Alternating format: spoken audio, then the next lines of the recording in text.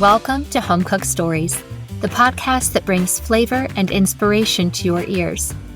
I'm your host, Julia Darling, a working mother with a family of 5 to feed and an insatiable appetite for all things food. Inspired by the life lessons from my mom, I believe food has profound links to our lives, from family recipes that leave a legacy, to the culinary journeys that define our travels, and the food that shapes our culture and lifestyle. Join me on this audio adventure as we dig into delicious topics, bringing more meaning and connectivity to our lives. And yes, we'll definitely work up an appetite. Remember, food isn't just what's on your plate. It helps tell the story of who you are. So wherever you are in this moment, pull up a seat and tune in, because life's too short for bland stories and boring meals. Welcome to Home Cooked Stories. Hi there, and welcome back to another episode of Home Cooked Stories. Let me officially welcome you into the fall season. We were in the 70s one day, and the next I woke up and we ushered in rain and highs around 48, 49 degrees. And so we were scrambling to get the kids into their coats and to make sure that they had umbrellas on hand because we are officially in chilly weather. And I don't know about you, but when the weather gets chilly, all of a sudden my mind starts to shift to warm, hearty meals and kind of that stick to your bones type cooking. But what's really interesting to me is I was going through the farmer's market the past couple of weeks and noticing how Mother Nature naturally is giving us lots of leafy greens this time of year. So thinking about leeks and Brussels sprouts and collard greens and rainbow Swiss chard and spinach and romaine. All of these beautiful leafy greens are available to us at a time of year, at least for us Americans, as we go into the Thanksgiving holiday and beyond, going into New Year. Our foods are typically laden with a lot of cream of this and cheese and deep dish pies and decadent desserts, and I am here for all of it. But it's kind of nice to see how this season naturally also gives us some balance with lots of greens that we can build into our meal planning and our meal prep. So I think, a lot of us go into fall with good intentions of how we can continue to eat well and eat healthy, but we're also craving these hearty, comforting foods and want to be able to indulge a little bit during the holiday season. So here's what I don't want you to do. Don't pull a Julia. This is true story of what happened to me recently. As I've mentioned, I have been going to the farmer's market to do some of my grocery shopping throughout the week, and I tend to get overly stimulated by all of the beautiful produce and the colors and just wanting to be able to bring all of it home and find ways to use it. And so I had bought a bunch of rainbow Swiss chard to bring home. And I had found this Marcella Hazan recipe for a torte. And I thought, oh, this will be kind of like elevated and fun. And I'll find a new recipe to make and to use this beautiful chard. Well, the recipe called for 3.5 pounds of chard. Not knowing how much that really is, I went back to the farmer's market the following week. I got another bunch of chard. So I've got all of it, washed, dried, prepped in my refrigerator, ready to go. So I pull it out on a Sunday. I get my kitchen scale out and put it on my countertop. And I start piling and piling and piling on this Swiss chard and noticing that, you guys, I hardly have a little over a pound. And this recipe calls for 3.5 pounds. And I thought, you know what? I give up. We need to pivot. There's no way on God's green earth that I'm going to go buy another bundle. And so therein lied both my dilemma, but also the learning. I think the trick is not to overhaul how we eat this time of year. Rather, let's be practical.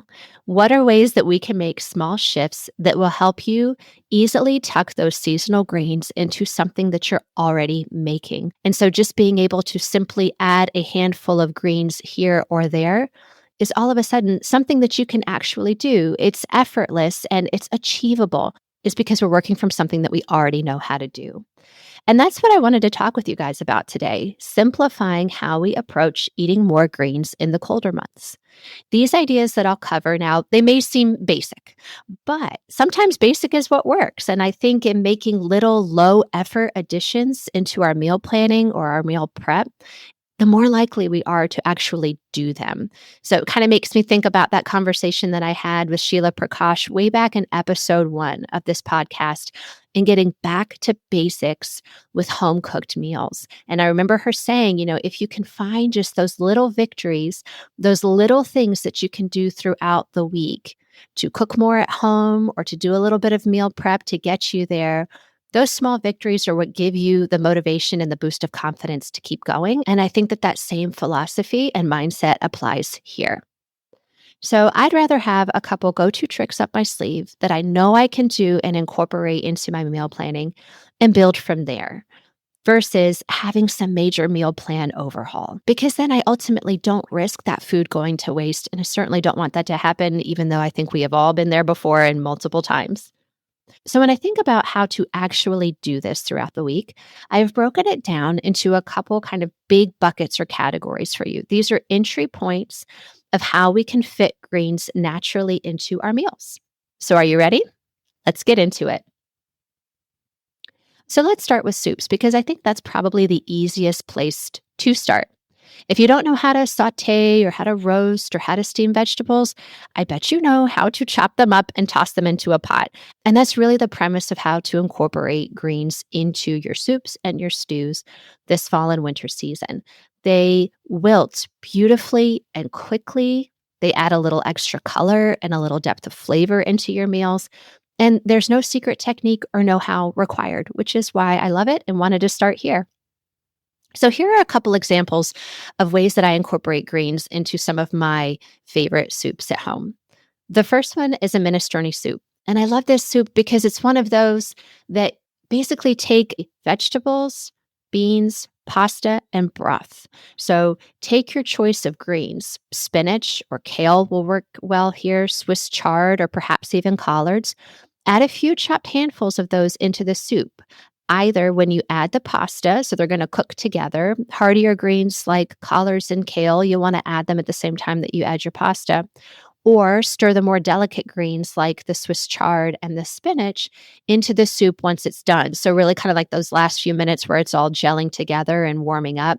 That's when you would add those types of greens. And I love a minestrone because I can take things that I already have on hand, bell peppers and fresh green beans and carrots and celery. Add all of those, and it really does help you leverage what you have and make a meal out of it. I also think of Italian wedding soup with its meatballs and spinach and broth. And my mom was a big fan of Ina Garten's recipe for Italian wedding soup. So if you are looking for one to use and to go to, I would recommend that one.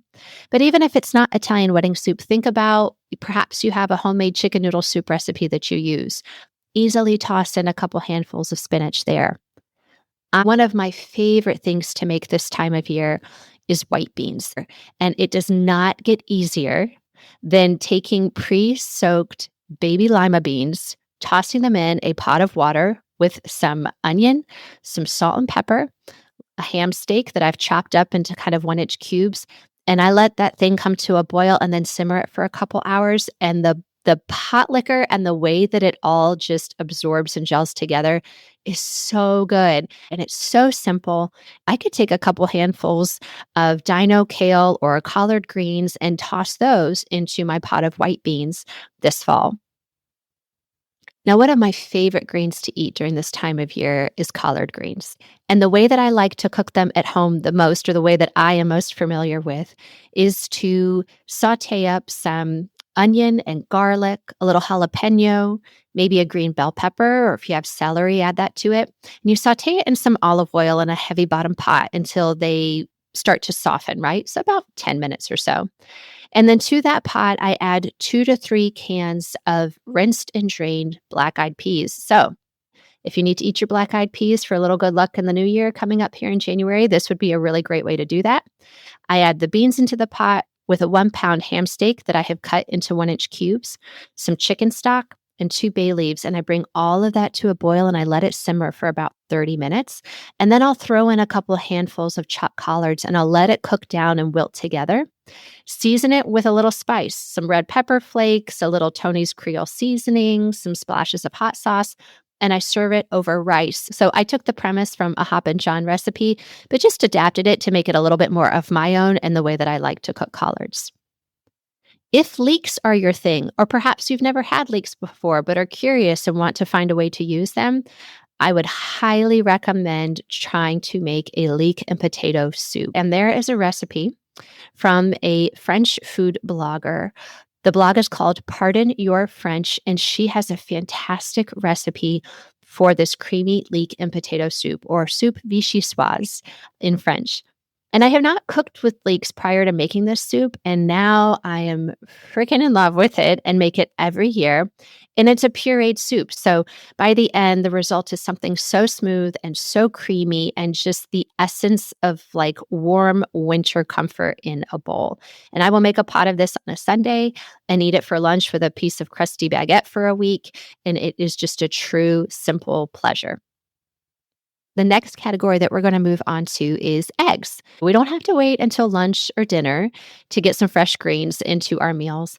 I love wilting spinach or chard into my scrambled eggs, using them in a frittata or an omelet. However, you like to eat your eggs in the morning, go for it. So, let me give you a couple ideas to get started.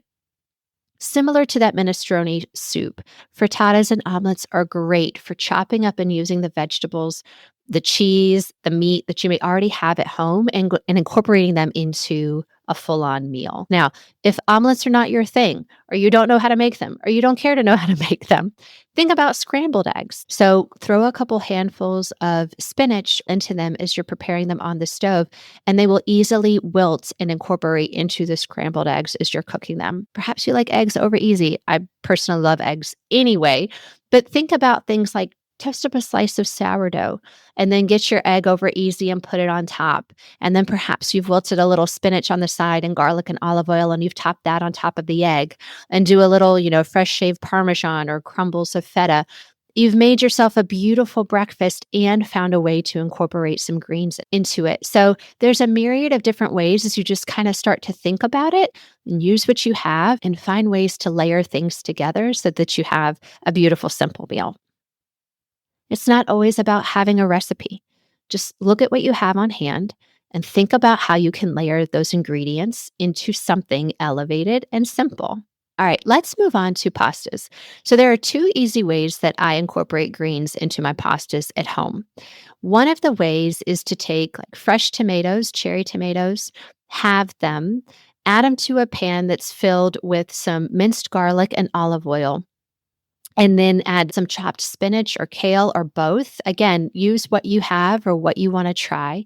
And add those in the pan together and kind of cook them down and saute them together for a little while until the cherry tomatoes have had a chance to kind of split open and wilt, and the juices start to come out and gel together with the greens. And then I serve that on top of some freshly cooked pasta, loaded up with a lot of grated Parmesan cheese. And it's delicious and so simple and something that I can make relatively easily. Now, if that seems like too much of an effort for you on some nights, grab that jar of spaghetti sauce that's in your pantry, warm it up in a pot, and then throw in again, same thing, a couple handfuls of chopped greens and mix it all together and warm it up. And that's another way that you could do it. So do what works for you and just try a couple things out and see what you like. Let me at least make a quick mention on using kale as a snack or as a side dish. If you have never wilted kale before, I actually tend to prefer it over wilted spinach. So if you don't like wilted spinach or you're looking for an alternative, I would highly suggest trying kale. And I love to wilt it in a little bit of olive oil with some minced garlic and some salt. I will serve it as a side for our meals in the evening. I love paninis, just honestly any form of a grilled sandwich. And so I will also take kale and do kale and grated mozzarella and put that in between two pieces of sourdough and grill that up as a panini. And it makes a phenomenal vegetarian sandwich option if you're looking for one. And I also love kale chips or crisps, as my kids do. And so that makes me feel so good when I can do something where they will just straight up eat kale off of a pan.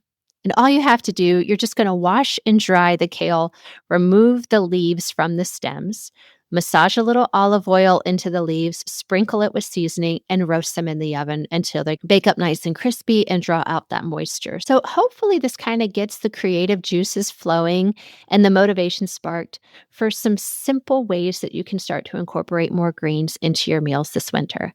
It doesn't have to require a big effort or lots of new recipes. Again, these are just small shifts, and like you accomplished something and took a small step to put something good on the table for you and those that you're serving. I don't think seasonal health conscious cooking has to be this big thing. It's the mindset, asking yourself, what's one small way I can do something nourishing to this meal? So maybe it's throwing that handful of greens into your soup or making that frittata on a Sunday to carry you through the week.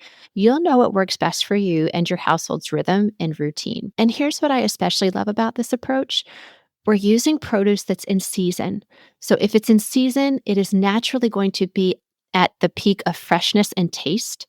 It's going to be more plentiful. And if it is more plentiful, it generally means that it will also be more affordable for you. As I mentioned in the beginning, it also brings some balance, right? Especially around the holidays when we're often, kind of indulging a little bit more and our foods are a little bit richer. This offers us a nice way to kind of balance all of that out.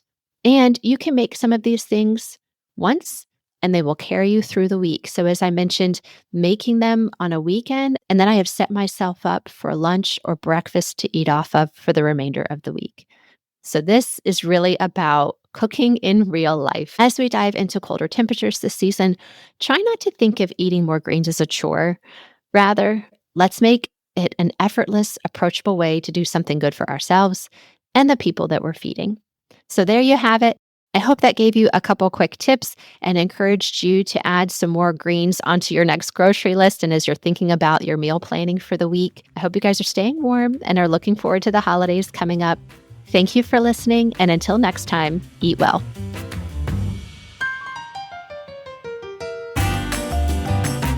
Thank you all for listening to the episode today. If you find value in these stories, please share it with someone who would appreciate it too. A big part of why I wanted to start this podcast is to build a community of food lovers and home cooks alike. You taking less than a minute out of your day to share an episode, subscribe to the podcast, or leave a review is the greatest form of validation and means so much because it is helping us to build that community and connection with one another.